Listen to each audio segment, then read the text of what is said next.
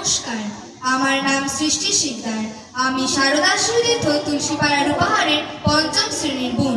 এখানে উপস্থিত সকল দাদা ভাই ভাই, বিচারক মণ্ডলী ও গুরুজনদের আমার প্রণাম। আজকে আমার বক্তব্য একান্নবর্তী পরিবার। একান্নবর্তী এই শব্দটি সাধারণত আগেকার দিনে একান্নবর্তী পরিবারের ক্ষেত্রে কথাটা প্রায় শোনা যেত। এই একান্ন মানে সংখ্যা একান্ন নয়। একান্নবর্তী পরিবারের ক্ষেত্রে এই কথাটির অর্থ হলো একান্ন, এক যোগ অন্য, অর্থাৎ এক অন্নে চালিত পরিবার।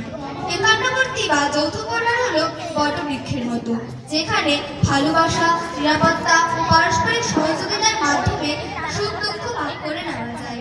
এটা শুধু আত্মীয়তার বন্ধন নয়, বরং মূল্যবোধ ও ভালোবাসার এক অটুট ঐতিহ্য, যা বিপদ আপদে সবাইকে এক সূত্রে বেঁধে রাখে। এই একান্নবর্তী পরিবারের কতগুলো বৈশিষ্ট্য রয়েছে, যেমন একত্রিত জীবনযাপন। পরিবারের সকল সদস্য একই বাড়িতে বা একই ছাদের নিচে বাস করে। যৌথ রান্না ও ভোজন, সবাই মিলেমিশে রান্না করে এবং একই সঙ্গে খাবার খায়, অর্থাৎ এক অন্যের প্রতিফলিত হয়। ভালোবাসার অটুট বন্ধন, রক্তের সম্পর্কের চেয়েও বড় হলো ভালোবাসার বন্ধন, যা একান্নবর্তী পরিবারকে অটুট রাখে। বটবৃক্ষের ছায়া, একান্নবর্তী পরিবার হলো বটবৃক্ষের মতো, যার ছায়ায় সবাই নিশ্চিন্তে বাঁচতে পারে। নৈতিক ও সামাজিক মূল্যবোধ, যৌথ পরিবারে শিশুরা গুরুজনদের কাছ থেকে গল্প শুনে ও অন্যদের আচরণ থেকে নৈতিকতা, শ্রদ্ধাবোধ, সহনশীলতা ও সামাজিক দায়িত্ববোধ শেখে। ঐতিহ্য সংরক্ষণ, যৌথ পরিবারে বাঙালি সংস্কৃতির আচার অনুষ্ঠান ও ঐতিহ্যগুলো বংশ পরম্পরায় টিকে থাকে। শিশুদের মানসিক বিকাশ, দাদু ঠাকুমার আদর ও পরিবারে বড়দের সান্নিধ্যে শিশুরা নৈতিকতা, মূল্যবোধ ও সহাবস্থান শেখে।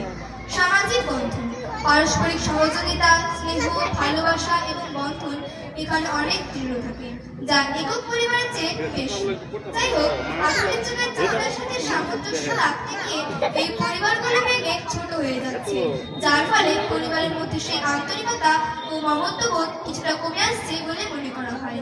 শহরের জীবন, কর্মজীবনের ব্যস্ততা, ব্যক্তি স্বার্থের প্রাধান্য এবং আধুনিক জীবনযাত্রার প্রভাবে আজ এই ঐতিহ্যবাহী ব্যবস্থা ভেঙে পড়েছে। ফলে যৌথ পরিবারের সেই ঐক্যবদ্ধতা ও আবেগপূর্ণ সম্পর্কগুলো ধীরে ধীরে ফিকে হয়ে আসছে। একান্নবর্তী পরিবার হয়তো তার পুরনো রূপ হারিয়েছে। আধুনিক জীবনে একক পরিবারের সুবিধা থাকলেও যৌথ পরিবারের সেই ঐতিহ্যকে পুরোপুরি ভুলে না গিয়ে প্রয়োজনে একে অপরের পাশে থাকায় মানসিকতা ধরে রাখা আমাদের কর্তব্য।